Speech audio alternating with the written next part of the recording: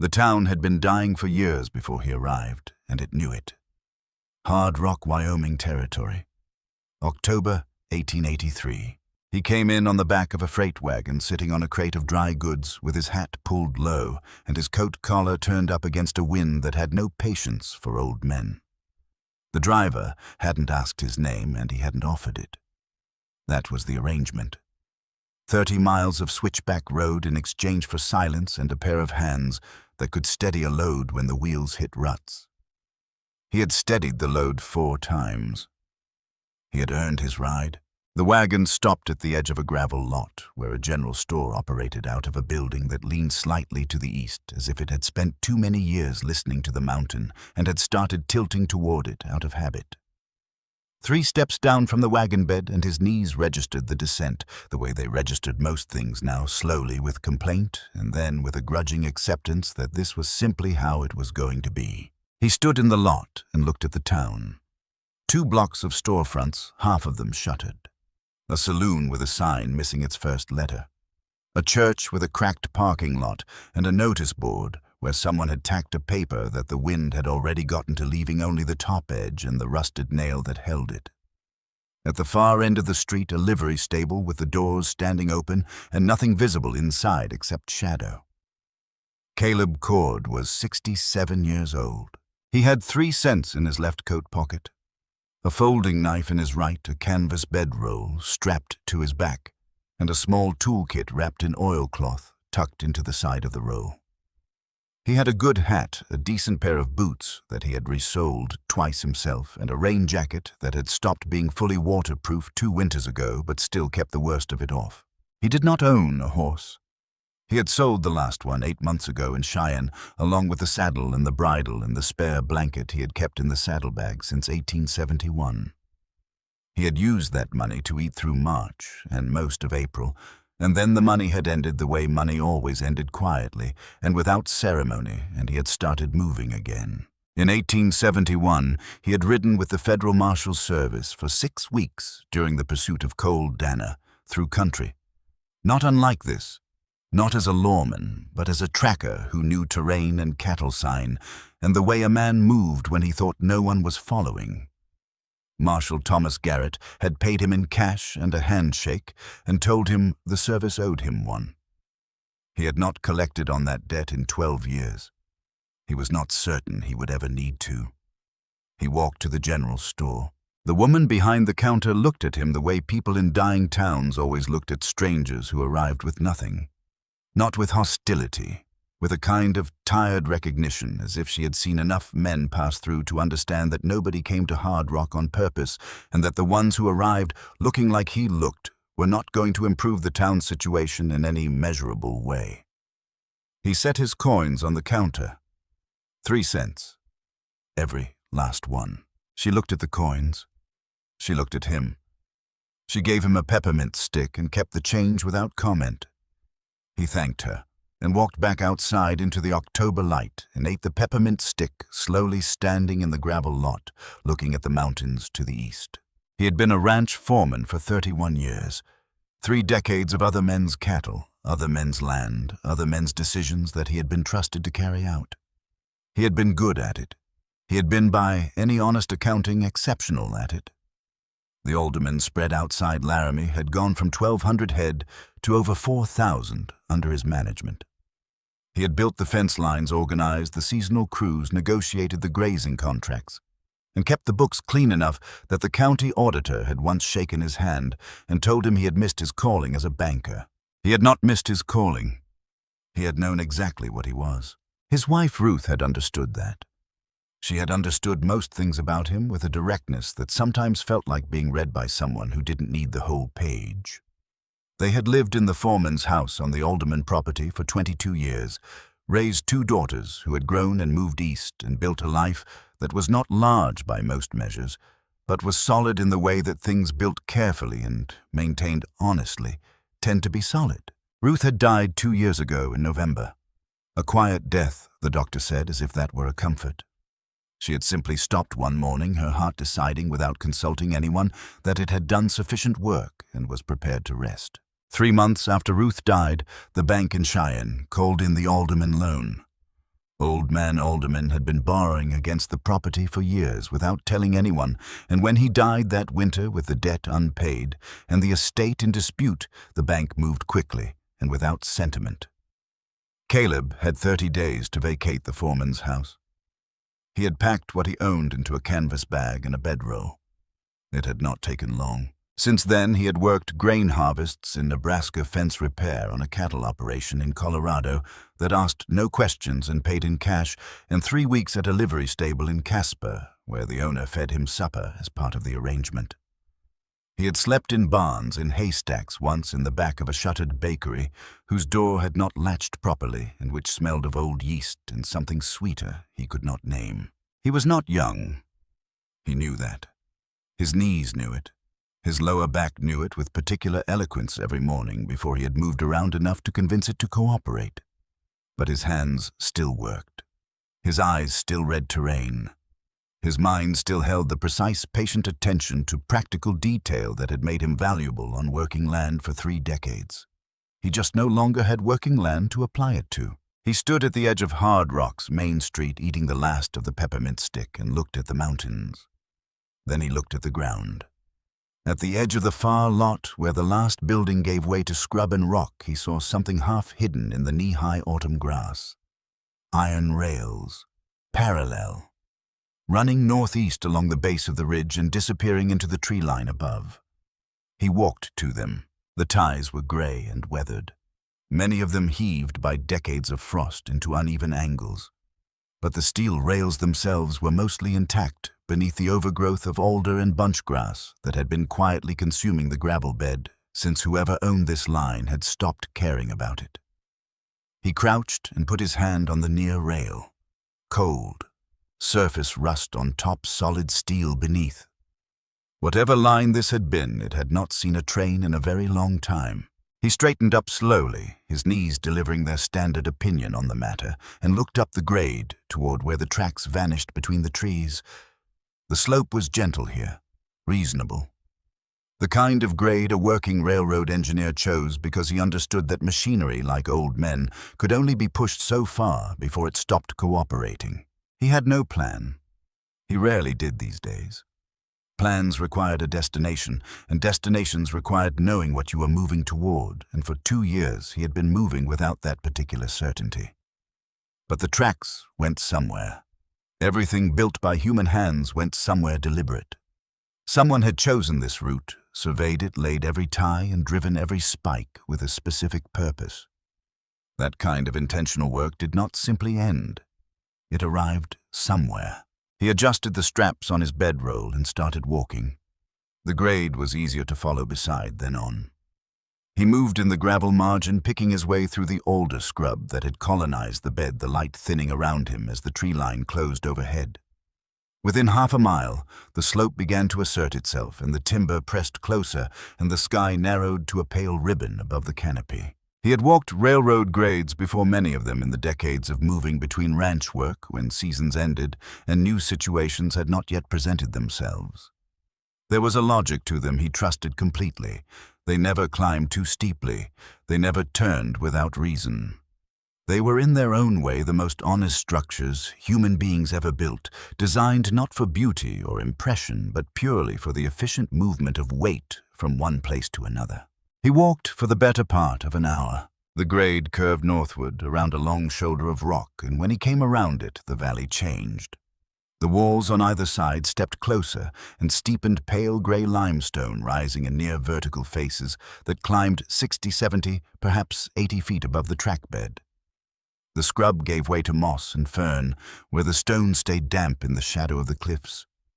And the air temperature dropped several degrees in a way that was not unpleasant so much as definitive, as if the canyon were establishing its own terms. He could hear water somewhere below the west wall, a thin, continuous sound like a seam in the rock releasing something slowly and without drama. He slowed without meaning to. There was something about the quality of sound here. Not the open silence of a field or a high ridge, but a contained silence, a closed one, as if the canyon had learned over centuries to keep things to itself. His footsteps on the gravel sounded careful and intrusive. He found himself moving more quietly without deciding to. The cliff on the eastern side had a long overhang partway up a shelf of rock that jutted outward 15 feet before the wall continued upward. Below it, where the stone met the track bed, something dark interrupted the pale limestone. Not shadow. Something darker than shadow and rectangular.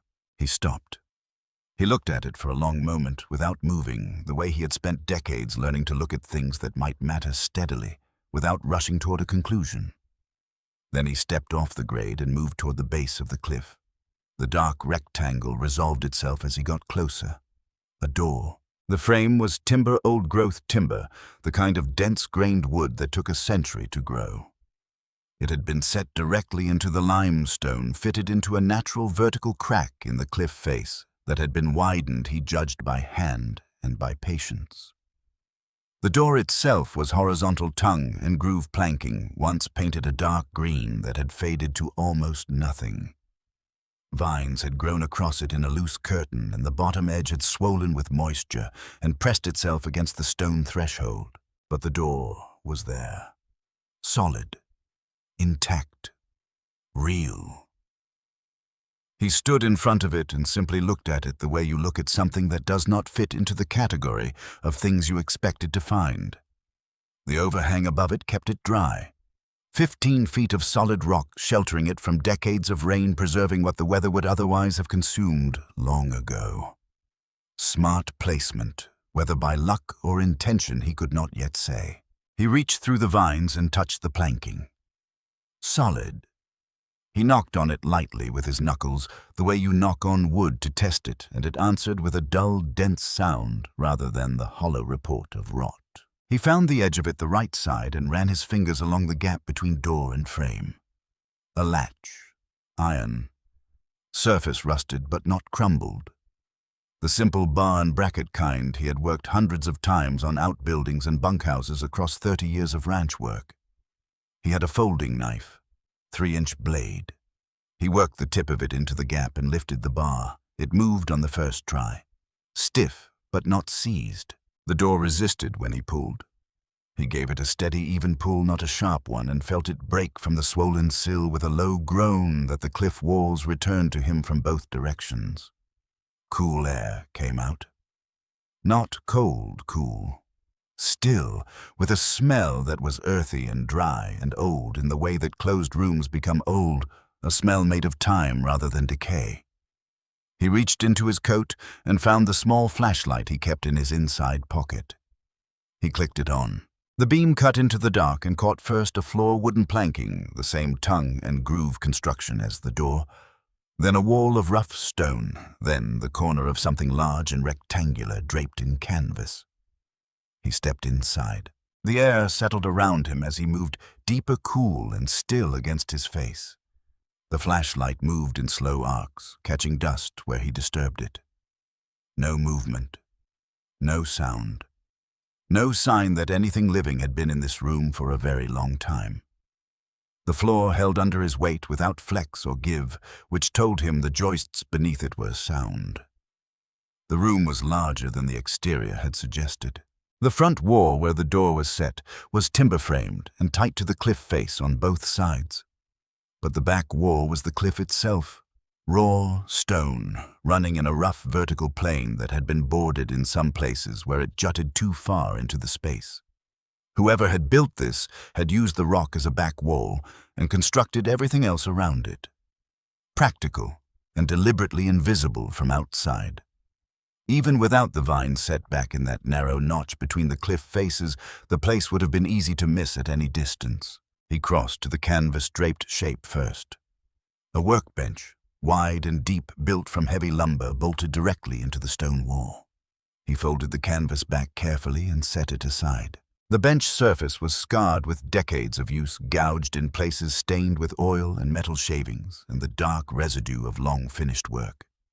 Above it, a row of hand tools hung on a board set with square-cut pegs, planes, chisels, a brace and several bits, a draw knife, a spokes hive. Nothing powered by anything except the hands that had held them. Each one in its place. Each one arranged with a precision that felt deliberate rather than merely habitual. Caleb stood in front of that tool board for a long moment. He knew this arrangement. Not this specific one, but the thinking behind it. The foreman's workshop on the Alderman spread had looked something like this in the years before Caleb had built it up properly.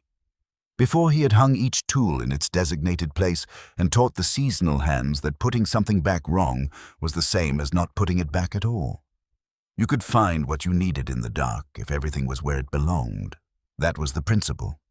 That was the entire philosophy, really, a philosophy that extended well beyond tool storage if you followed it far enough. He moved the flashlight slowly across the rest of the room. Against the left wall, a narrow cot frame with a rope-sprung base. No mattress. Below it, 2 wooden crates pushed close to the wall. In the far corner, a small iron stove with a single burner top and a stovepipe that ran up through the ceiling toward some exit he could not yet trace. Beside the stove, a short stack of split firewood, dry, old but dry. He did not sit down, not yet. He did the inventory first.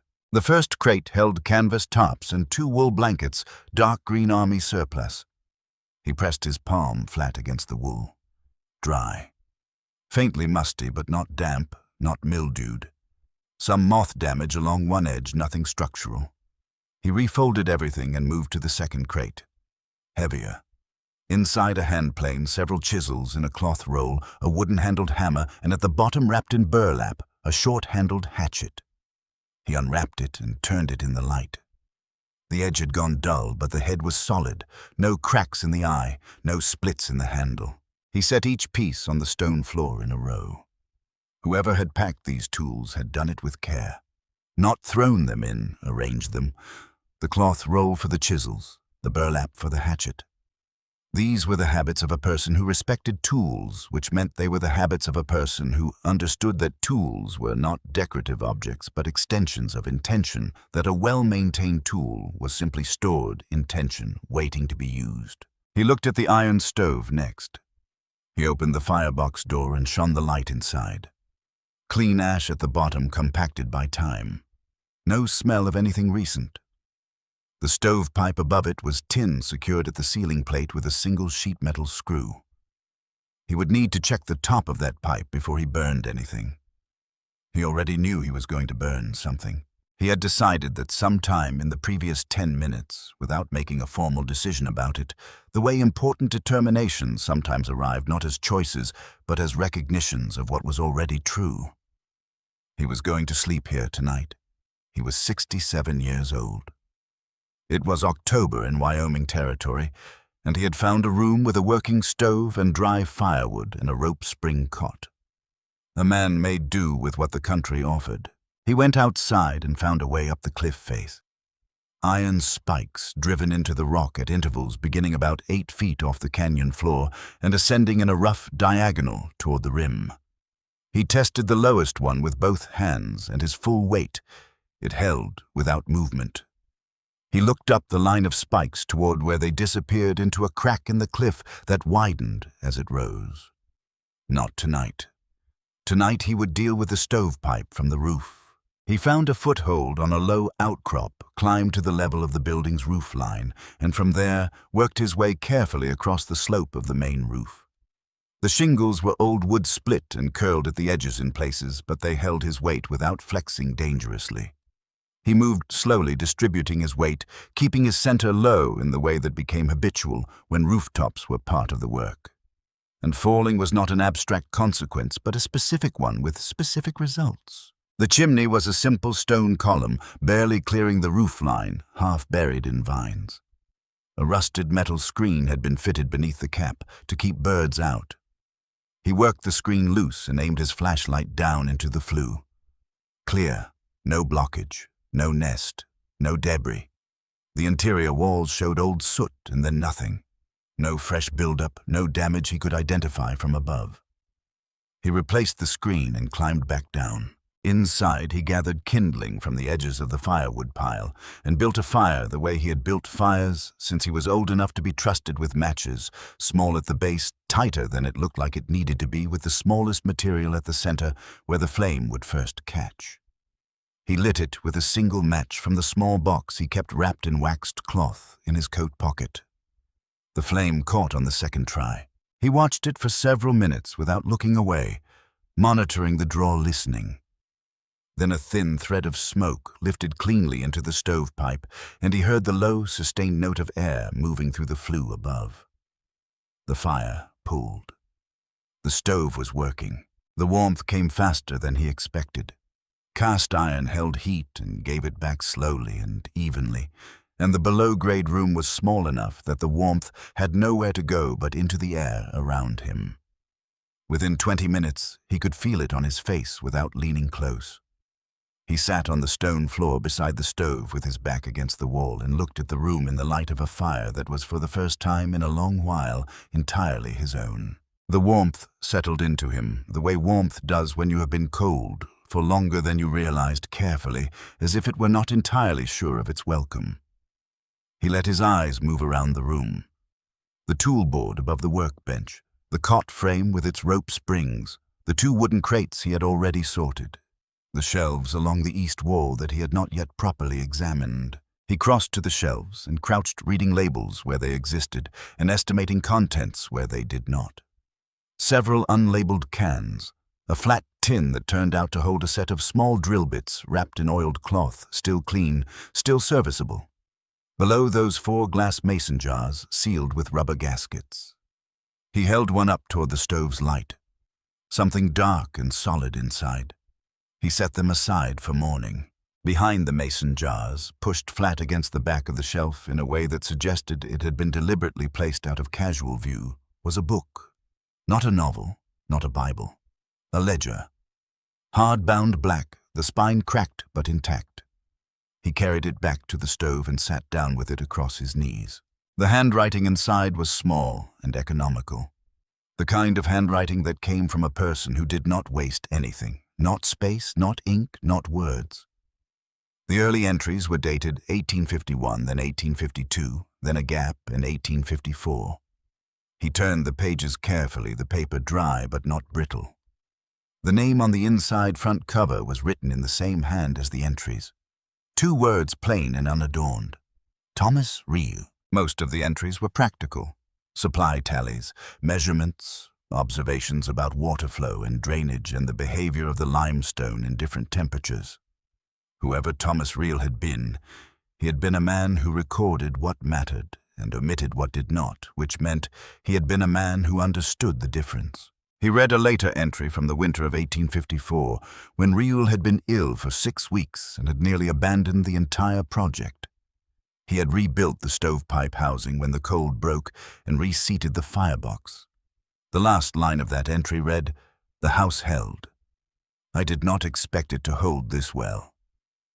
Caleb stopped reading. He sat with the ledger closed across his knees and the fire ticking beside him and the canyon completely silent outside. And he looked at nothing in particular for a long time. Thomas Reel. A man he had never heard of. A man who had come to this canyon, this specific crack in the Wyoming limestone, and built something from nothing alone by hand over years. Not for commerce, not for recognition, not for any audience at all. For the oldest reason a person builds anything, because the alternative was to have nothing, and nothing was not acceptable. Caleb knew what it felt like to have nothing. He had known it since November 2 years ago, though the shape of it had changed. When Ruth died, the nothing had been loud, chaotic, a kind of interior noise that made sleep difficult and mornings worse.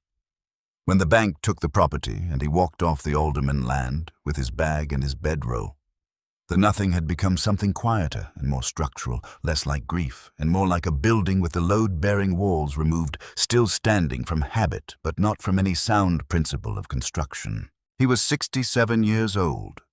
His knees complained on cold mornings. His lower back had opinions he had not solicited. He had spent 3 decades maintaining other men's property with a skill and a care that had been, if he was being honest with himself in the way that late October in a rock canyon invites honesty, exceptional. And he had nothing to show for it except a bedroll, a toolkit, and a folding knife.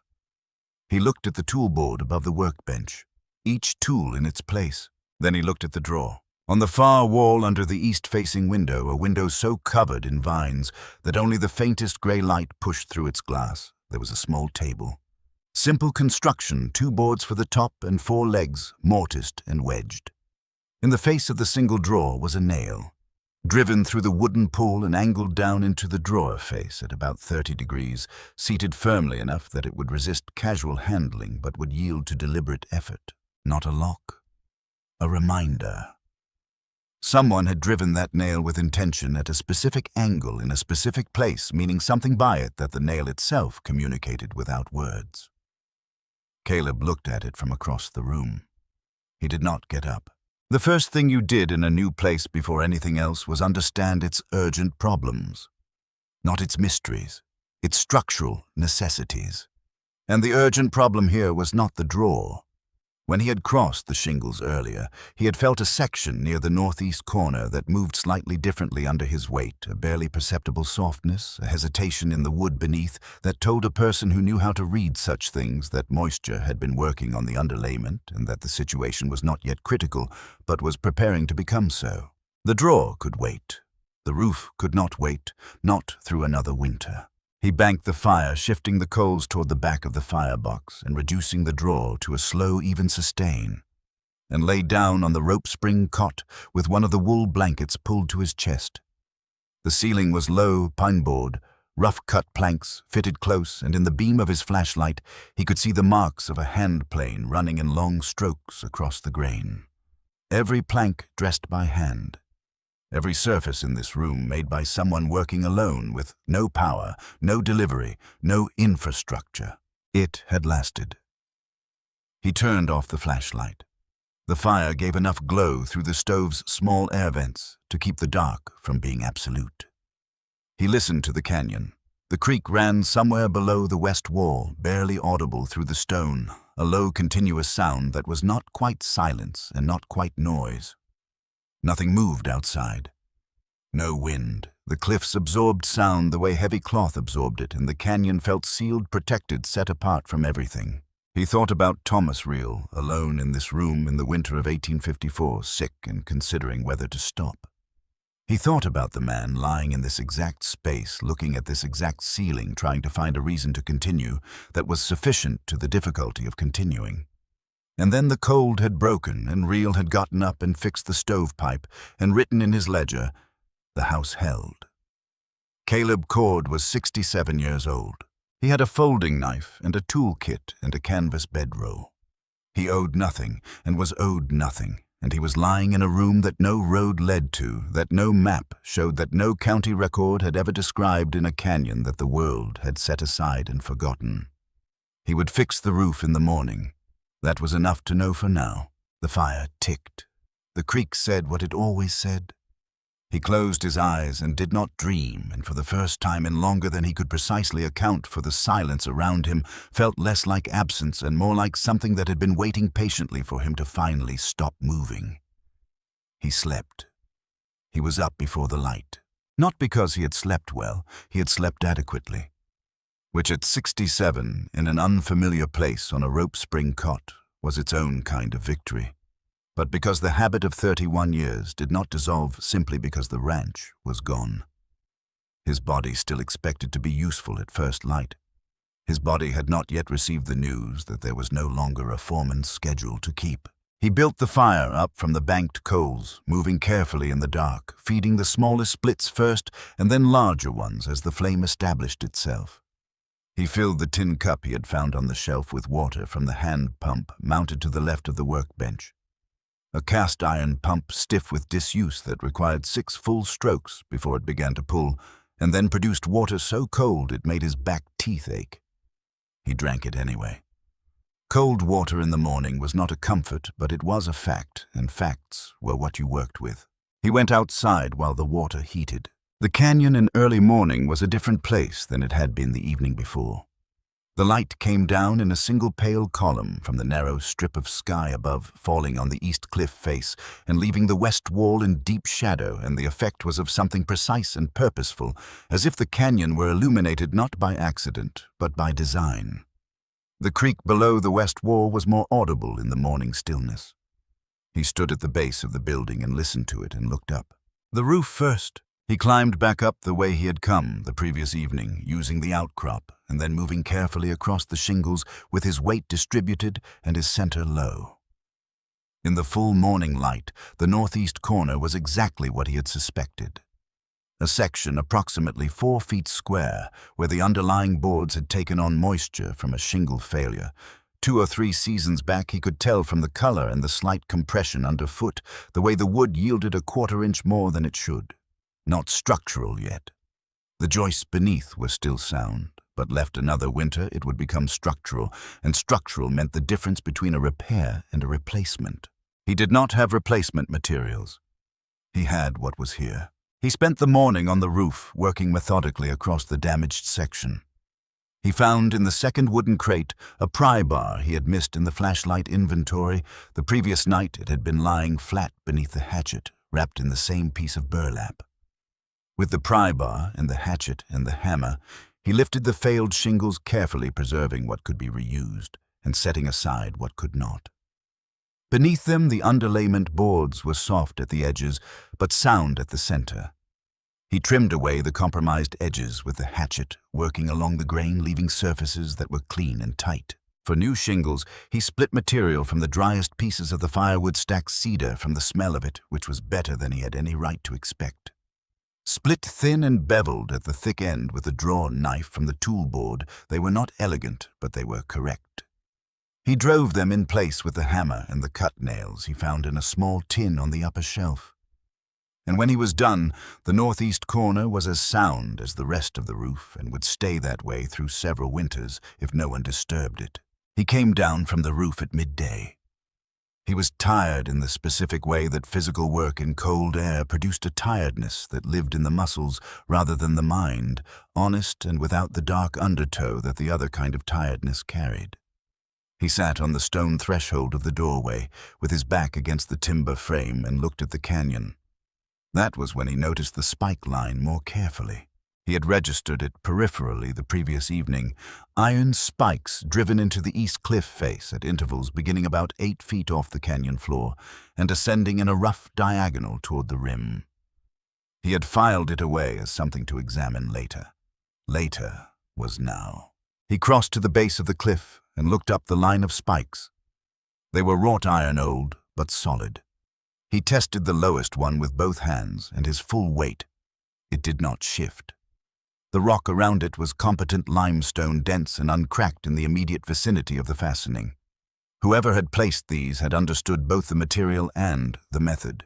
He thought about the hand pump inside and the stone basin set into the kitchen wall and the copper stub emerging dry and useless above it. Someone had planned a water system for this place. Someone had thought carefully about how a person living here would meet that most basic of requirements. The spike line on the cliff was part of the same thinking access to something above, something the builder had needed to reach regularly. Water did not simply stop existing because the infrastructure built to capture it had failed. He pulled himself up onto the first spike and began to climb. It took him longer than it would have taken a younger man. His arms did the work his legs could not provide with the same confidence on vertical rock. And there were 2 moments in the chimney section near the top where the crack narrowed, and he had to press his back against one wall and his boots against the other and inch upward by friction and stubbornness, where he paused and breathed and talked himself through it in the same quiet, internal voice he had used to talk ranch hands through difficult work for 30 years. Steadily, without drama, one thing at a time. When he pulled himself over the rim, he was breathing hard, and his forearms were scraped, and his lower back had filed a formal objection to the entire proceeding. He sat on the edge for a full minute before he stood. Then he stood, and the world opened. He had not understood from inside the canyon how completely the cliffs sealed the building from the surrounding landscape. Standing on the rim, he could see the mountain slopes falling away to the west, the thread of the old railroad grade disappearing into timber 2 miles below, and in the far distance the faint smudge of hard rock where smoke rose from the general store chimney and from the saloon and from nowhere else. There was no angle from which the canyon appeared to be anything other than a crease in the rock, a shadow between 2 ridges. The building below was invisible. It had always been invisible. He turned north along the rim and found the seep almost immediately. A low depression in the rock, bowl-shaped, perhaps 20 feet across. At its center, a dark stain spreading outward from a fissure no wider than his palm. He crouched and pressed his fingers to the stone. Wet. Cold. Consistently wet, the kind that meant perennial flow, not seasonal melt. He put his ear to the rock and heard it. Very faintly below the surface, sound of wind, the same low, continuous murmur he had heard all night through the stone walls of the building below. Water moving, patient, unhurried, indifferent to the decades of absence it had witnessed. He had worked 2 summers in his early 20s on a ranch in the high desert of southern Colorado, where the old foreman, a man named Drury, who had been reading land longer than Caleb had been alive, could identify groundwater from surface sign, the way other men read weather from clouds. Drury tapped rock, pressed his ear down, read lichen patterns and mineral staining with the casual precision of a man who had spent 40 years paying attention to things that did not announce themselves. Caleb had paid attention to Drury, the same way he paid attention to everything that seemed worth understanding. He traced the fissure southwest toward the canyon rim, moving carefully on rock that was damp and required deliberate footwork. The fissure widened as he followed it. From that wider gap rose a smell he recognized immediately, cold mineral water. Iron-rich, clean. He pressed his eye to the opening. Darkness below. But the sound from inside was clearer here, not a trickle, not a drip, but something that moved with the quiet confidence of genuine volume. He pulled back and sat with his legs hanging over the inner face of the canyon. From this height, he could see the side of the building below him. The roof he had spent the morning repairing the stovepipe, he had straightened the copper stub emerging from the kitchen wall. He could trace in his mind what the system must have been. Collection fitting at the seep. Pipe running down the cliff face, held by brackets at intervals, running along the eave, entering the wall just above where the copper stub emerged. Gravity-fed. No pump required, no machinery, nothing that could break except the pipe itself and the fittings and the brackets holding it to the stone. All of those things had broken or rusted away, but the seep remained. He pressed his hand against the wet rock one more time, feeling the cold come through his palm. Then he began working his way along the cliff face toward where bracket stains marked the original descent of the pipe. 3 bolt holes, the iron long since gone, leaving only dark stains and the ghost of where something had been fastened.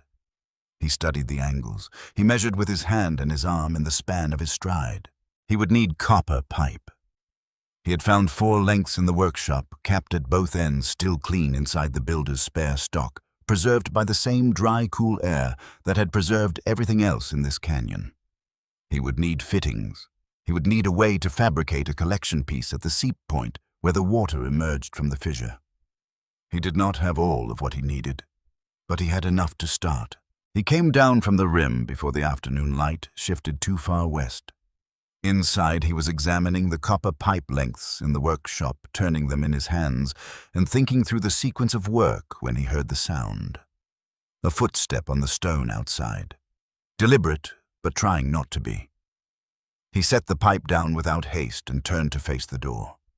She was standing in the opening, a young woman, perhaps 19 or 20, with dark hair pulled back, and the kind of stillness in her posture that came not from calm but from long practice at making herself unnoticed. She was wearing a wool coat 2 sizes too large for her. A man's coat, the sleeves turned back at the wrists, and she was carrying a canvas bag that she held in front of her with both hands, the way a person carries something they are prepared to set down or run with, depending on how the next few seconds resolve. She looked at him. He looked at her. She did not run. He noted that. She was Chinese, young, perhaps 19. Her hands, where they gripped the canvas bag, were not the hands of someone who had lived easily. He could see the calluses from where he stood, and on the inside of her left forearm, below where the sleeve had fallen back slightly, the old pale mark of a burn scar. "I heard the hammer," she said.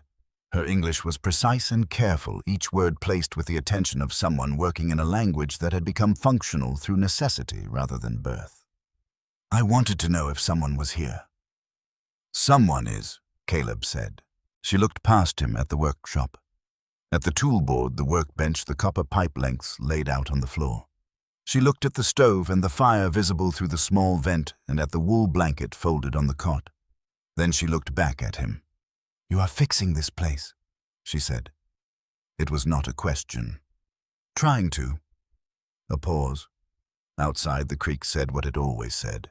"My father built pipe systems," she said. "For the railroad. He showed me how." She set the canvas bag down on the stone threshold, not inside, not outside, precisely on the line between. "I can solder copper. I have the tools."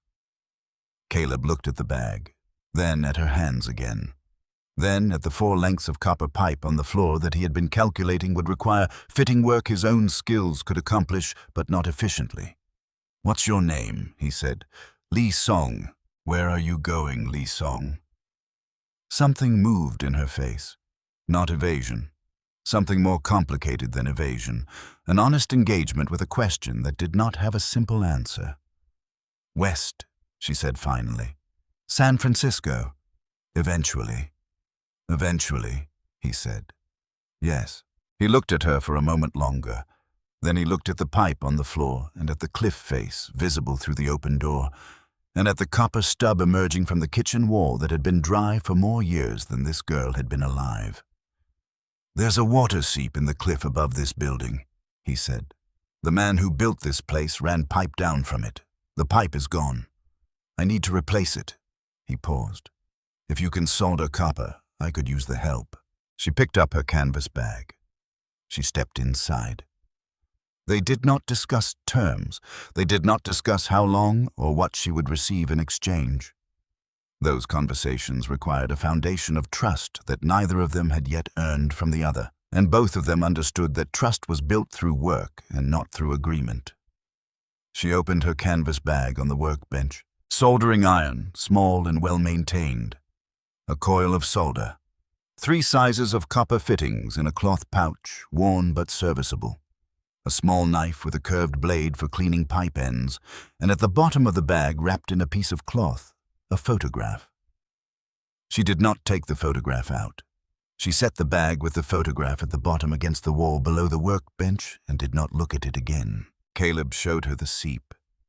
He described what he had found on the rim, traced the bracket stain line on the cliff face with his finger, explained the angles and the distances and the collection problem at the top where the water emerged from the fissure. She listened without interrupting. She asked 2 questions when he was finished, both precise, technical about the diameter of the copper stub and whether the fissure opening was horizontal or angled. And when he answered them, she nodded once and began working through the same sequence he had been working through. He could see it in her face. The particular internal focus of a person doing applied mathematics with their eyes open. "The collection piece," she said. "At the top, we need to fabricate it." "I know. My father made them from flattened copper sheet and solder. You need a form to shape against." She looked around the workshop. A piece of hardwood the right diameter. He crossed to the second crate and found the brace and bit set. He looked at the scrap lumber beneath the workbench, offcuts from the original construction, stacked with the same neat intentionality as everything else Thomas Reel had left behind. He selected a piece of dense hardwood, perhaps 8 inches long, and turned it in his hands, gauging the diameter. "This," he said. She looked at it, nodded. They worked through the rest of that day and into the following morning. It was not quick work, and it was not comfortable work. The cold came down off the rim in the afternoons, and the cliff face held it, and there were portions of the pipe run that required Caleb to hold sections in place against the rock while Lee Song worked the solder joint at angles that were not designed for human convenience. His arms ached. His back delivered its opinions continuously. He ignored both. Lee Song worked with a quietness and a competence that required no comment. Her soldering was clean in the way that revealed training rather than just practice, the way Ruth's biscuits had been clean, each one, identical, the result of a standard internalized so deeply it operated below conscious attention. Her father had taught her well. He did not ask about her father. Not yet. On the second evening, when they had run 2/3 of the pipe descent and the workshop smelled of hot solder and cold stone, and the fire in the stove had gotten ahead of itself and was putting out more heat than the room required, Li Song sat on the floor beside the workbench with her back against the wall and said, "My father died on this railroad." Caleb was at the workbench working a fitting with the draw knife. He did not stop working. He said, "When, 1870, they called it an accident." She looked at her hands. "A tunnel collapse, Section 3 above Greystone Pass." She paused. "It was not an accident." Caleb put the draw knife down. "How do you know that?" "Because he sent a letter 3 days before. To my mother. He said the tunnel bracing was wrong. He said the foreman, a man named Marsh, had ordered the crew to skip the center supports to finish the section faster. He said he had complained and been told to keep working or lose his position." She looked up. 3 days later, the tunnel collapsed. My father and 4 other men died. The railroad paid my mother $40 and told her it was a regrettable accident. The fire ticked. "The man named Marsh," Caleb said. "Calvin Marsh. His son runs the Marsh Land and Mining Company now, out of Greystone." She paused. "He has been looking for me. His men came to the boarding house in Laramie, where I was staying 3 weeks ago. They said my father had signed a debt agreement before he died, that our family owed the company money for equipment and housing." Her voice remained level, but the effort of keeping it level was visible. "There was no such agreement. I know my father's signature. The paper they showed was not his signature." Caleb was quiet for a moment. "What do they actually want?" he said. She looked at him with the expression of someone who has been waiting for someone else to ask the right question. "I do not know yet," she said. "But they want something beyond money. If it were only money, they would have settled for what my mother had. They only came looking for me after I made an inquiry at the County Land Records office about my father's work on Section 3. She paused. "Within 3 weeks of that inquiry, Marsh's men appeared at my door." Caleb turned back to the workbench. He picked up the draw knife. He worked the fitting for another minute in silence, feeling the shape of what she had said. Someone at the County Records office had notified Marsh the moment she made that inquiry, which meant the corruption was not historical, only it was current, operational, and watching. Then he set the draw knife down close to the small table under the east window and looked at the drawer. The nail through the wooden pull, driven at 30 degrees, a reminder, not a lock. A man drove a nail through a drawer. One of 2 reasons: because he intended to come back, or because he needed to believe he might. Thomas Reel had built this entire place on that same distinction, the difference between what a man planned and what a man needed in order to keep going. Caleb stood at the table with that thought settling through him, and then he took the folding knife from his pocket and worked the nail out carefully. It came free with the reluctance of something that had been in place for a very long time. He set the nail on the table, gently, as if it still belonged to someone. Inside the drawer was a folded piece of paper and a small envelope sealed with wax. He unfolded the paper first. It was a land claim, formal, precise, dated September 1851, filed under the name Thomas Reel at the Territorial Land Office in Cheyenne. The claim described the canyon, the building site, and the surrounding terrain in language that was legally specific and geographically exact. At the bottom, in Thomas Reel's economical hand, was a notation not registered at county level. "Keep this. It is prior and it is correct." Caleb read it twice. He set it on the workbench and picked up the envelope. The wax seal was intact. On the front, in the same small handwriting, were 4 words: "For whoever stays here." He broke the seal. Inside was a single folded sheet. He opened it and read it standing at the workbench with Li Song watching him from the floor, and the fire making its small sounds, and the canyon outside holding its perpetual silence. Thomas Reel had not been simply a man escaping failure. He had been a man escaping something specific. In 1850, his business partner in Kansas City, a man named Aldous Marsh, had forged Reel's signature on a debt transfer document and used it to seize the smithy they had built together over 11 years. The sheriff who owed Marsh several significant favors had declined to investigate. The county judge who owed Marsh a larger favor still had upheld the document. Real had lost everything he had built. He had come into this canyon and built it again alone, the way a man builds the second time when he knows that what he is building cannot be taken because no one knows it exists. The letter ended with a single paragraph. I do not know who you are or how you came to this place or what you have lost. But you stayed, and staying means something. The land claim in this drawer is valid under federal prior claim law, which supersedes any county filing that came after it. I never registered it because I preferred the canyon to remain unknown. You may make a different choice. Whatever you decide, know that this house was built correctly, every joint and every stone, and that it will outlast every man who ever tried to tell an honest craftsman that his work was not worth keeping. Caleb folded the letter and put it back in the envelope and put the envelope in his coat pocket. He looked at Lee Song. The man who built this place, he said. His name was Thomas Reel. His business partner who stole from him was named Aldous Marsh. He paused. Calvin Marsh's father was named Aldous. The silence in the room changed quality entirely. Lee Song looked at him steadily.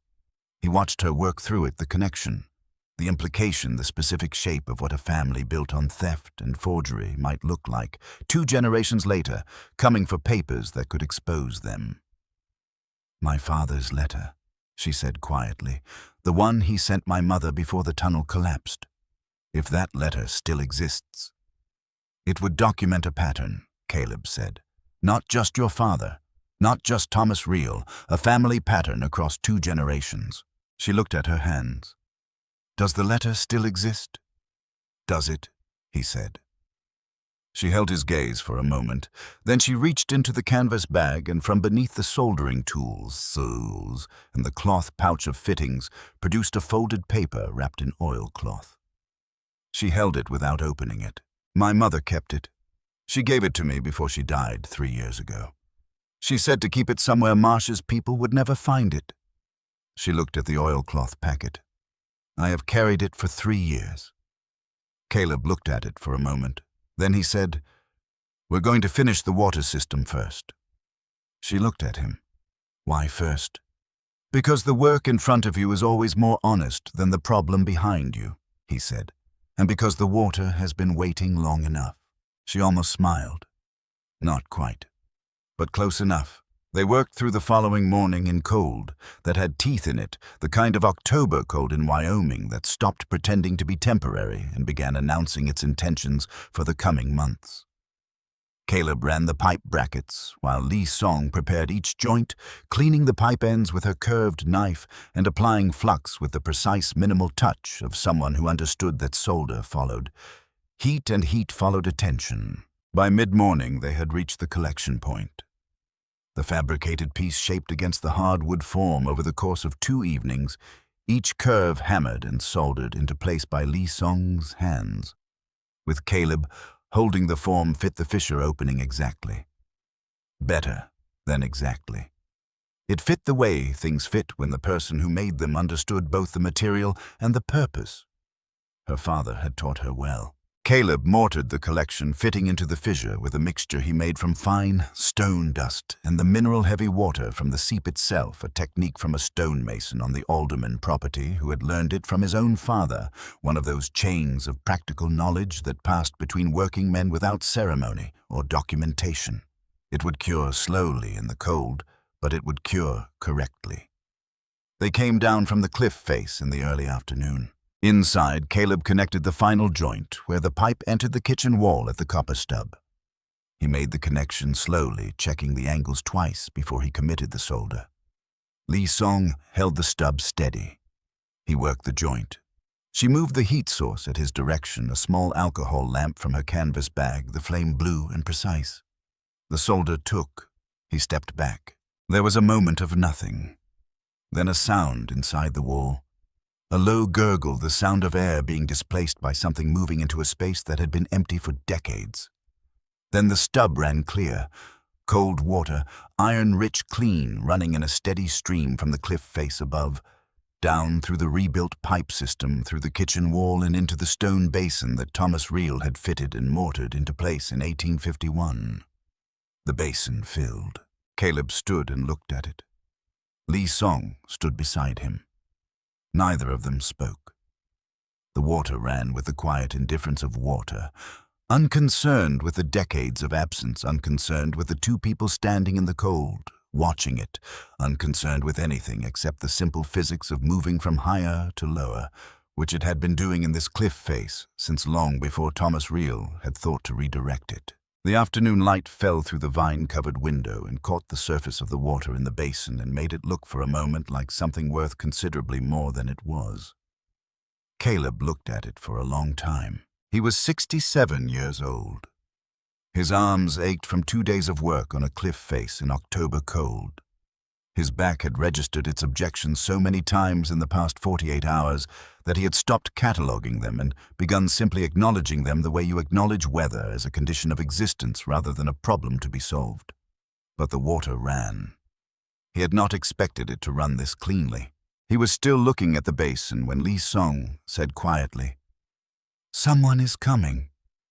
He turned. She was at the door, which they had left half open against the cold because the stove was running hot and the room needed the circulation.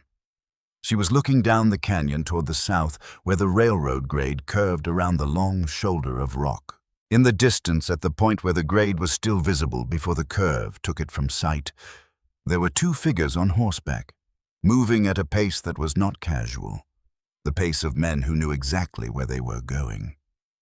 Caleb looked at the building around him, at the cliff walls on both sides, at the overhang above the door and the vines across the entrance and the way the canyon swallowed sound and geometry both. He thought about what Thomas Reel had written, built correctly every joint and every stone. "Come inside," he said. He shut the door and set the bar in its iron brackets. He moved to the tool board and stood looking at it for a moment, his hand resting near the hammer without taking it down. Then he stepped back. He reached into his coat pocket and felt the envelope from the drawer. He left it where it was. The water ran steadily in the stone basin. The fire ticked in the iron stove. Outside, hoofbeats grew louder in the canyon, echoing off the limestone in a way that scattered their direction and made them difficult to place precisely. Then the hoofbeats slowed, then stopped. He listened to the silence that followed the particular silence of men who had dismounted and were now proceeding on foot, which meant they had seen something or suspected something. He listened. The water ran. The silence lasted longer than it should have. That was the tell. Men with innocent business did not stop and stand quiet outside a place they had found by accident. Men with innocent business called out made the ordinary noise of people who had nothing to conceal. The silence outside the door was the silence of men who were listening before they committed to anything, which meant they already knew or suspected that there was something here worth being careful about.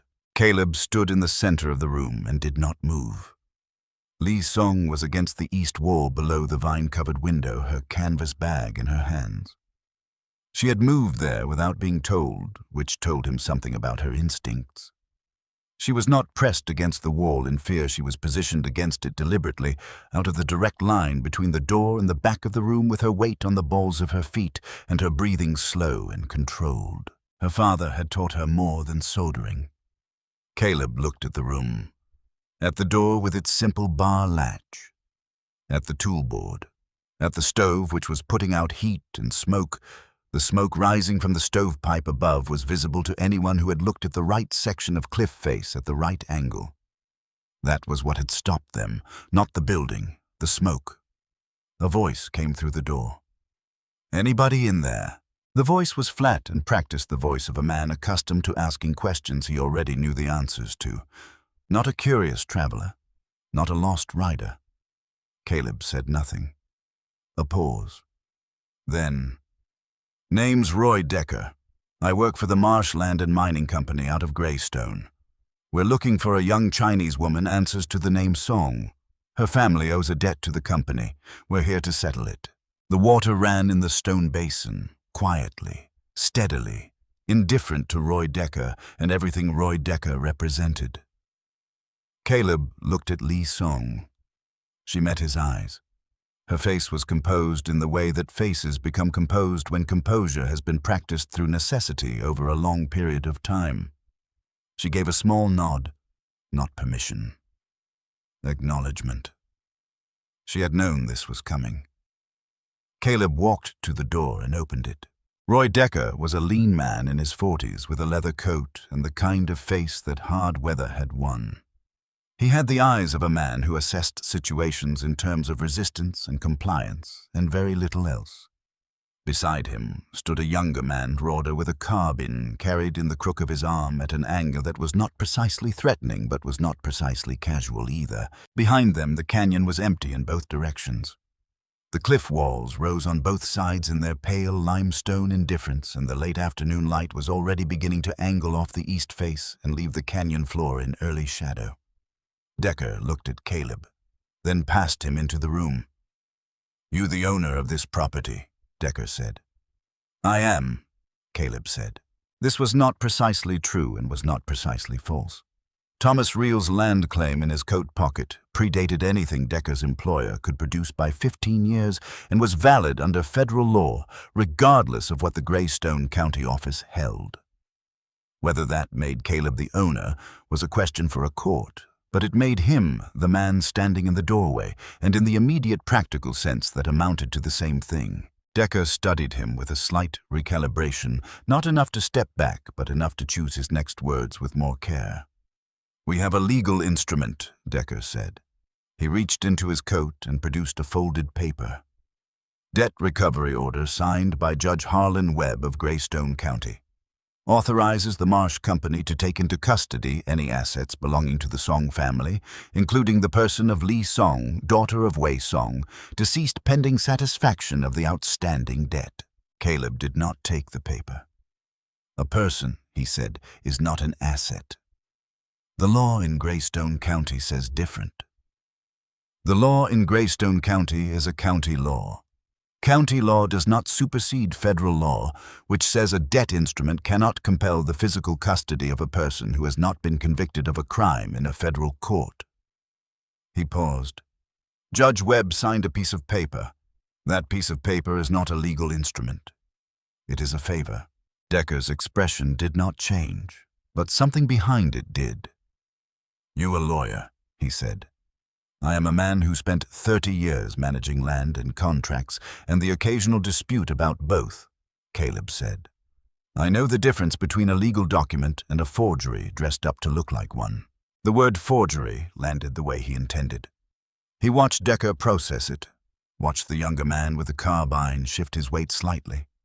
The movement of a man determining whether this qualified as the complication he had been given instructions about.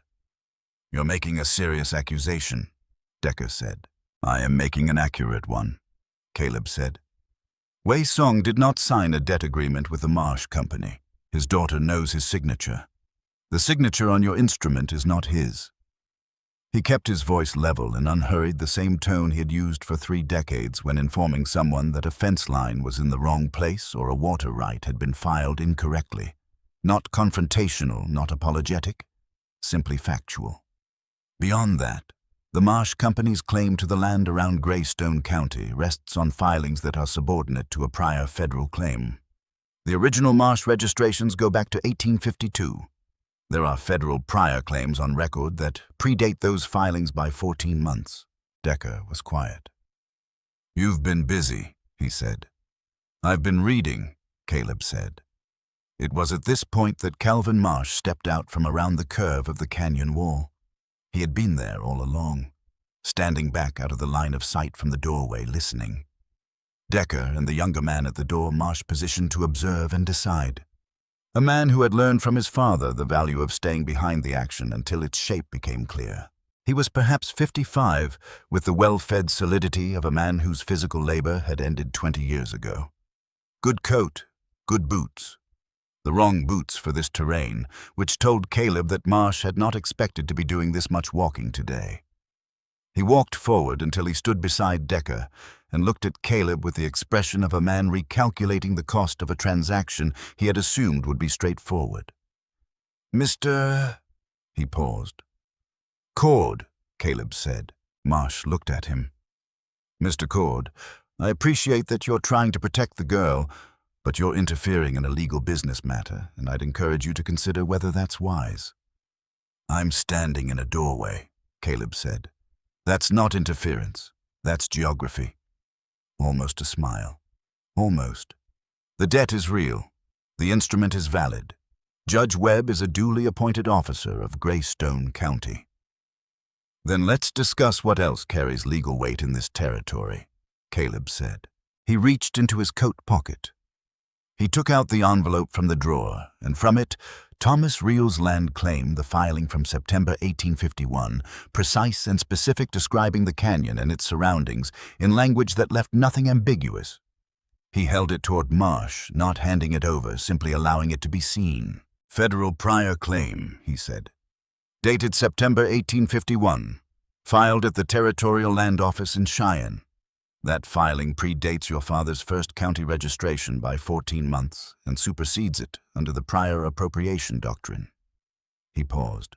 Which means the Marsh Company's claim to the mineral rights in this area, the rights your father built the family business on, rests on filings that are subordinate to a prior federal claim. That makes everything built on top of those filings equally questionable. The canyon was very quiet. The creek below the west wall said what it always said. The late light moved on the cliff face above them, slowly executing its daily departure with the indifference of geological time. Marsh looked at the paper. He looked at Caleb. Something moved in his face that was not anger exactly, but was in the same neighborhood the specific expression of a man who has built an entire architecture of assumption and is watching someone remove one of the foundation stones. That paper would need to be verified, he said carefully. Yes, Caleb agreed. It would, by the Territorial Land Office in Cheyenne, which is where the original filing is recorded. He folded the claim and put it back in his pocket. I would be happy to send a copy with the next mail rider. Marsh studied him for another moment. You're playing a long game for a man who appears to have nothing, he said. His voice had shifted. The performance had dropped, and the actual position was speaking now. I have what's in that room behind me, Caleb said. It's enough. Marsh looked past Caleb into the room, and his eyes found Li Song, who had moved quietly to stand at the edge of the doorway's light. She did not look away from him. She met his gaze with the specific steadiness of someone who's been afraid of a thing for long enough that the fear has changed into something harder and more durable than fear. Marsh looked at her for a long moment, then he looked back at Caleb. This isn't finished, he said.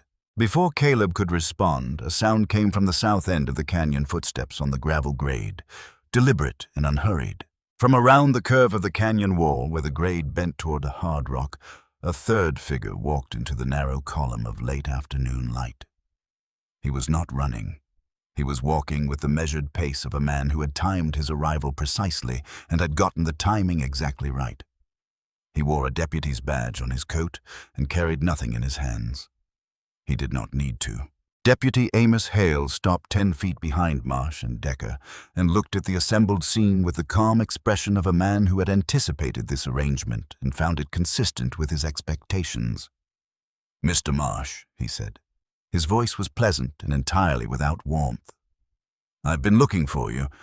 There's a matter of some county filings I'd like to come down and clarify. At the office. Today. Marsh turned slowly.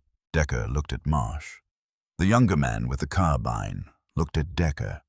The formal official quality of that invitation, delivered by a man with a badge at the back of a canyon with no exit except the one Hale was standing near, landed with the weight of something that could not be dismissed the way a man in a doorway could be dismissed. Marsh straightened his coat. This afternoon, he said. Now, Hale said pleasantly. If you don't mind. Marsh looked at Caleb one more time. The look of a man who was not finished and intended it to be known. Then he turned and walked back down the canyon. Decker followed. The younger man with the carbine followed Decker with a final look at the building that was the look of a man cataloging something for future reference. Hale watched them go. He did not move until the sound of their boots on the gravel had faded completely. Then he looked at Caleb. "You the man who found the old real place," he said. "Apparently," Caleb said. Hale looked at the building at the vines, the overhang, the canyon walls on both sides. He looked at it the way a man looks at something he has been told existed but did not quite believe until he saw it. "I've lived in Hard Rock 12 years, he said. "Never knew this was up here." "That was the point," Caleb said. Hale almost smiled. "You mind if I come in? I think we have things to discuss." Caleb stepped aside. Amos Hale was 38 years old, with the careful eyes of a man who had been watching something for a long time from a position where he could not yet act. He sat on the stone threshold with his back against the timber frame and accepted the tin cup of water Caleb offered him, water from the stone basin still cold from the cliff face, and drank it without comment on its quality, which told Caleb the man was not easily impressed by surface things and saved his attention for matters that merited it. "My father had a ranch east of town," Hale said. "Marsh's company filed a water rights claim in 1878 that made it impossible to run cattle on the property. My father sold for what he could get and moved to Denver." He looked at his hands. "I stayed. I took the deputy position because it was the only thing left that Marsh hadn't completely purchased yet." "And you've been keeping records," Caleb said. Hale looked at him sharply. "You knew that," Hale said. "It was not a question. I guessed it. A man who stays in a town owned by someone he doesn't trust in the one position that requires him to document things for 12 years, that's not passivity. That's patience with a purpose." Hale was quiet for a moment. Then, 3 years of records, transactions, filings, dates, names, the specific mechanisms by which Marsh has used county authority to extract property and suppress anyone who questioned the arrangements. He paused. "I've been waiting for someone with standing to send them somewhere they'd be received." Lai Sung had been sitting against the east wall listening. Now she said, "My father's letter is from 1870. It documents that Calvin Marsh's father was warned about the tunnel bracing before the collapse, that he chose to proceed." She looked at Hale. "That is not a business dispute. That is a decision that killed 5 men. Hale looked at her with the careful attention of a man who had just heard something that changed the dimensions of what he was dealing with. "You have that letter," he said. "I have carried it for 3 years, she said. The room was quiet for a moment. Caleb set his cup down on the workbench. "I know a federal marshal in Cheyenne," he said. "Thomas Garrett. I worked with him in 1871 during the Coal Danner pursuit. He told me the service owed me one." He looked at Hale. "I've never collected on it. A federal investigation into the Marsh Company's filing history, initiated by a request from a man Garrett knows personally and supported by 3 years of documented county-level evidence, plus a letter establishing a pattern going back to 1870 that is something the federal government would address. County judges answer to county politics. Federal marshals answer to something larger." Hale looked at him steadily. "You came out of nowhere," he said. "I came out of a freight wagon," Caleb said. "Same thing, more or less." They spent the next 2 days in preparation that was practical rather than dramatic. Caleb made copies of the land claim by hand, 2 of them working at the workbench with a stub of pencil from the drill bit. His handwriting slow and deliberate and accurate, each word placed where it needed to be. He had kept records for 3 decades. He knew how to make a document that said exactly what it meant and nothing else. Lai Song wrote out a summary of her father's letter in her own hand. The facts, the dates, the names, the sequence of events from the tunnel bracing complaint to the collapse to the $40 settlement. She wrote it in English and then wrote it again, and the second version was better than the first, which told him she had been composing it in her mind for a long time before she put it on paper. She also documented the timeline of events since her inquiry at the County Land Records Office, the specific date she had made the inquiry, the date Marsh's men had appeared in Laramie. 3 weeks. That detail would interest a federal marshal more than almost anything else. It established that the corruption was not historical only. It was current, operational, and watching. On Tuesday evening, Caleb walked down to Hard Rock. The woman in the general store looked at him with the same tired recognition as before. modulated now by the fact that he had come back twice, which most strangers did not do. "Mail rider," he said. "Thursday. Does he take letters to Cheyenne?" "Through Laramie and Cheyenne both," she said. 15 cents a letter. He set 30 cents on the counter. He had earned it doing 2 hours of fence work for the livery stable owner the previous afternoon in exchange for cash and a meal. The woman counted the coins and nodded. "I'll have 2 letters," he said. "I'll bring them tomorrow evening." She looked at him not with suspicion, but with the recalibration he was becoming familiar with in this town. The recognition that a man who appeared to have nothing was operating from a position that was not what it appeared to be. "You staying up the grade?" she said, not unkindly. "For now," he said. He walked back outside and stood for a moment on the main street. 2 blocks of shuttered storefronts. The saloon, the church, the livery stable. At the far end, where the buildings gave way to rock and timber, the old railroad grade disappeared upward into the tree line. He walked back up it in the dark, using the known ground under his feet the way a man uses anything he has learned without having to think about it, which freed him to think about other things instead. Hale appeared at the general store the following evening with a leather folder of documents that he set on the counter and opened without ceremony. 3 years of records in a deputy's handwriting, cross-referenced by date and name, documenting the specific mechanisms of the Marsh Company's operation with the methodical precision of a man who had understood from the beginning that the records would matter someday, and had maintained them accordingly. Caleb spent an hour reading through them. Then he wrote the covering letter. It was addressed to United States Marshal Thomas Garrett in Cheyenne. It described the situation in the plain language of a man who had not spoken to the recipient in 12 years, but who understood that Garrett would recognize the voice and know it for what it was. Not dramatic, not embellished, simply a description of what existed and what it meant and what it required. At the bottom he wrote, "You told me in 1871 that the service owed me one. I am collecting. I would not ask if it were not warranted. You will see from what is enclosed that it is warranted." 3 letters went out Thursday morning with the mail rider. Then they waited. Caleb used the time the way he always used time working. There was no shortage of things in the building that needed attention, and attention was the one resource he possessed in abundance. He repointed a section of mortar on the east wall where the stone had been letting cold air through since before he arrived. He built a proper door stop from scrap cedar to prevent the front door from swinging fully open in a wind and stressing the old hinges.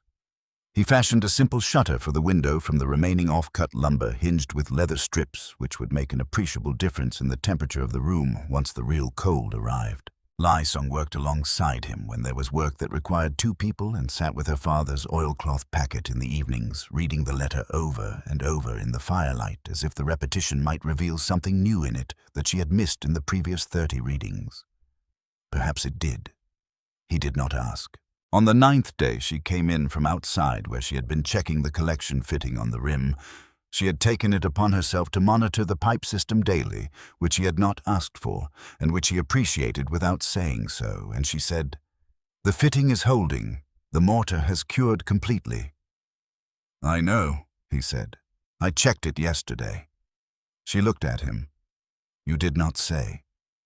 "You needed to find it yourself," he said. "It's better that way." She was quiet for a moment. Then, with a directness that he had come to understand, was simply how she communicated when something mattered. "Why are you doing this? Not the legal letters, not the land claim. Why are you still here?" Caleb set down the length of copper wire he had been shaping into a hook for the tool board. "I worked for 31 years on other men's land," he said. "I built things, I maintained things, kept operations running that would have failed without the work I put into them. And when the man who owned the land died with debts he hadn't disclosed, the bank took everything, and I walked away with a bedroll." He looked at the tool board. "That's not a complaint. That was the arrangement, and I understood it." He paused. "Your father built a water system in a tunnel, and the man above him filed a mineral claim on the water, and then let the tunnel collapse when your father became inconvenient. That is not an arrangement. That is a theft that killed him." He picked up the copper wire again. "I'm 67 years old," he said. "I have a folding knife and a toolkit, but I have the land claim, and I have your father's letter, and I have the name of a federal marshal who told me the service owed me one. Some things you do because you can." He turned back to his work. "This is one of those things." She was quiet for a while. Then, "He would have liked you. He would have liked the water system," Caleb said. "He built the first one." The response from Cheyenne arrived on the 11th day, delivered by a rider who came up the grade on a horse that had been pushed and who handed Caleb an envelope with the seal of the U.S. Marshal's office and then turned back down the grade without staying for conversation, which suggested the contents were considered urgent by someone. Caleb sat on the stone threshold and opened it. The letter was brief. A federal investigation into the Marsh Land and Mining Company's filing history had been opened. A federal examiner would arrive in Greystone within 30 days to review county records. Deputy Hale was requested to secure and preserve all relevant documentation in his possession. Standard language, official and precise. At the bottom of the page below, the official closing in handwriting that was different from the body of the letter. Smaller, less formal. The handwriting of a man adding something outside the official register. "You took your time asking. Glad you finally did. The Cole Danner business is still talked about in this office. T.G." Caleb read that line twice. Then he folded the letter and put it in his coat pocket beside Thomas Reel's envelope and sat for a moment on the threshold, looking at the canyon around him. The cliff walls on both sides, the narrow strip of sky above the late morning light falling in its single column onto the east face. Somewhere below in Greystone, Calvin Marsh was about to receive information he had not anticipated. Information delivered by a system that even he, with his 3 generations of county-level arrangements, could not simply purchase away. Federal authority was a different weight than county authority. It operated on different principles and answered to different pressures, and the man who had learned from his father how to manage judges and sheriffs had not prepared himself for the particular and inconvenient solidity of a federal investigation initiated by a request from a man with direct standing and documented evidence and a marshal's debt to collect. Caleb looked at the letter one more time. Then he went inside and told Li Song. She read it twice the way she had read her father's letter in the evenings carefully, as if the words required the same attention whether you were reading them for the first time or the 20th. Then she folded it and held it for a moment without speaking. 30 days, she said. For the examiner to arrive, Caleb said. The investigation itself will take longer. Will it be enough? He considered the question honestly. The land claim predates every Marsh filing in the area, he said. Hale's records document the county-level apparatus. Your father's letter establishes the pattern going back to 1870. And the fact that Marsh's men appeared in Laramie within 3 weeks of your inquiry at the county records office establishes that the corruption is current and operational. He paused. Federal examiners are not county judges. They don't owe Marsh anything. They owe the federal government a complete and accurate picture of what they find. And what they find will be sufficient, she said. What they find will be what it is, he said, which is sufficient. She set the letter down on the workbench. She stood there for a moment, not quite looking at anything in the room, but somehow taking in all of it, the toolboard and the workbench and the stove and the stone basin with its steady cold water and the ceiling with its hand-planed planks and the canyon visible through the half-open door. Then she said, "I'm going to leave in the morning." Caleb nodded. He had expected this. The letter from Garrett was the verification she had been waiting for, not because she doubted his word, but because she was a careful person and careful people verified before trusting their weight to something, and the federal letter was the verification. She had also stayed, he suspected, because there had been work to do, and she was a person who found it genuinely difficult to leave work unfinished. "San Francisco," he said. "Yes, there is a law office there. A woman I correspond with, her husband handles cases of this kind. Chinese workers, forged documents, unpaid claims." She looked at the oilcloth packet. "My father's letter belongs with someone who knows what to do with it legally, in conjunction with whatever the federal investigation produces." "That's the right thinking," Caleb said. She began packing her canvas bag on the workbench. Soldering iron, cloth pouch of fittings, the curved knife, the photograph of her father, the oilcloth packet with the letter which she held for a moment before placing it carefully at the center of the bag, surrounded by the other items protected on all sides. She closed the bag. She stood at the workbench with her hand resting on it, her eyes on the toolboard. At the planes and the chisels, and the brace and the draw knife, and the spokes have each in its place, each arranged with the precision of someone who understood that a tool in its correct place was a tool ready to be used, which was the only state in which a tool had any value at all. Then she looked at the stone basin where the water still ran. "My father would have gotten it right the first time," she said.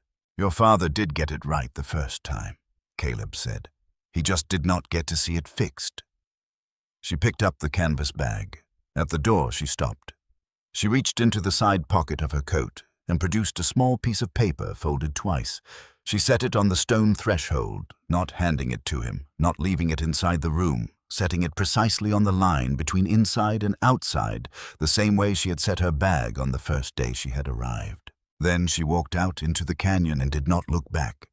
And her footsteps on the gravel were quiet and deliberate and grew quieter, and then were gone entirely swallowed by the limestone walls and the sound of the creek below the west wall and the ordinary silence of a canyon that had been keeping its own counsel for a very long time. He did not watch her go. He looked at the piece of paper on the threshold. He picked it up and unfolded it. 4 Chinese characters written in ink with a brush she must have carried in the canvas bag beneath everything else. He could not read them. He had no way of knowing what they said. He held the paper and looked at the characters, which were precise and clean and made with the hand of someone who had been taught that the way you made a thing mattered as much as the thing itself. He folded the paper carefully and put it in his coat pocket beside Thomas Reel's envelope and Thomas Garrett's letter. 3 pieces of paper from 3 different people. A man who had built something and left it for whoever came next. A man who had spent 40 years doing his job and still had 1 debt left to call in. And a young woman who had carried her father's story for 3 years through territory that had tried its level best to make her disappear. He went inside. The fire needed attention. It had burned down to coals while he stood at the threshold. He fed it 2 splits, arranged the way he always arranged them, the smaller one to the left, where the draft caught it first. The fire responded without drama, simply doing what fire did when given what it needed. He sat at the workbench. In front of him was Thomas Reel's ledger open to the last written page. March, 1862. The entry about the illness and the rebuilt stovepipe and the reseated firebox. The last line the house held. I did not expect it to hold this well. Below it, the rest of the page was blank. Below that page, a dozen more blank pages, the paper still white and waiting with the patience of things that have not yet been used. Caleb reached into the drill bit tin and found the pencil stub. He turned to the first blank page after Reel's last entry. He wrote the date, October 1883. He wrote his name, Caleb Cord, 67 years old. He looked at what he had written. At the date and the name and the age, the barest possible accounting of a man, the minimum information that established that a specific person had been in a specific place at a specific moment in time and had considered it worth recording. Thomas Reel had started the same way. Date, name, and then the work. Caleb wrote, "The water runs." I did not expect it to run this clean. He set the pencil down. The fire ticked. The water ran in the stone basin with the quiet consistency of something that had always been here and intended to continue. The creek below the west wall said what it always said, the low, continuous, patient statement of water moving through stone, which was the oldest sentence the earth knew how to make. Outside, through the half-open door, the canyon held its permanent and particular silence, the silence of 2 limestone walls and 1 narrow strip of sky and everything that happened between them.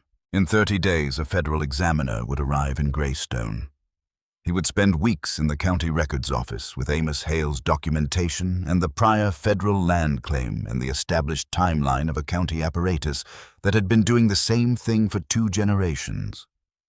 He would find what was there to be found because that was what federal examiners did when they were not answerable to the thing they were examining. In San Francisco, Lee Song would walk into a law office with her father's letter and a federal investigation number and the name of a deputy who had kept 3 years of records and a land claim that predated the Marsh family's first filing by 14 months.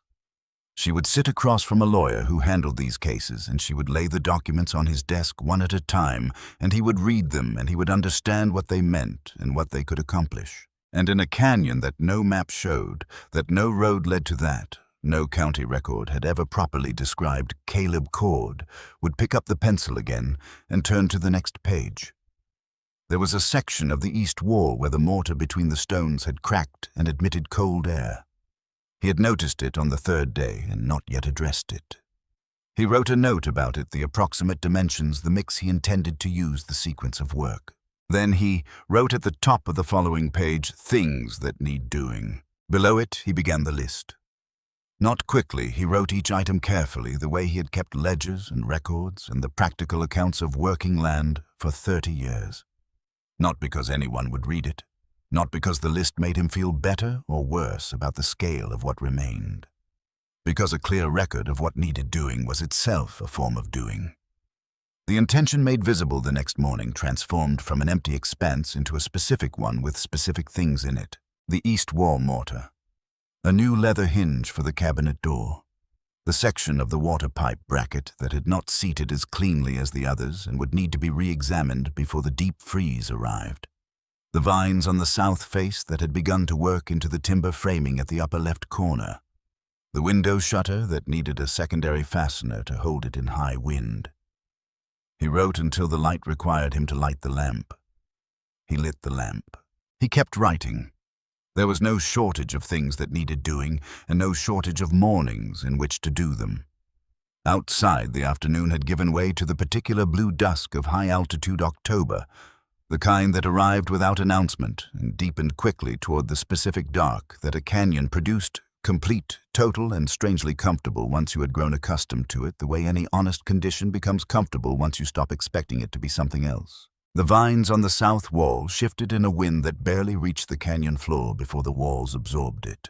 The stovepipe stood straight above the roofline against the last fading light. The creek below the west wall made its perpetual statement. The stone basin held its water, and the water held its cold, and the cold was simply the temperature of things that came from deep in the earth, which was a different cold than the cold outside, not hostile, not indifferent, just the natural temperature of the stone it had been traveling through since before anyone had built anything in this canyon or found it or thought to redirect what it offered towards some useful end. Caleb looked up from the ledger. He was 67 years old. He had a folding knife and a tool kit and a bedroll and a cast-iron stove and a water system rebuilt from 40-year-old copper pipe by his own hands and the steady and expert work of a young woman whose father had built the first version of it in a tunnel that was never supposed to collapse. He had a tool board with everything in its place. He had a ledger with more blank pages than written ones. He had in his coat pocket 3 pieces of paper that represented 3 different kinds of honest debt being paid, a man's legacy left to a stranger, a marshal's word kept across 12 years, a daughter's 3-year burden, finding the hands it needed. And he had the list. He turned back to it. There was no one to tell. There was no one who needed to know. The canyon held its silence, and the fire held its heat, and the work held its shape in the lamplight on the page. Each item waiting with the patient readiness of things that are correctly prepared and simply require the morning. It was enough. It was, by any honest accounting of what a man needed in order to get up in the morning and do what the morning asked of him, considerably more than enough. The lamp burned steady. The pencil moved across the page. The water ran.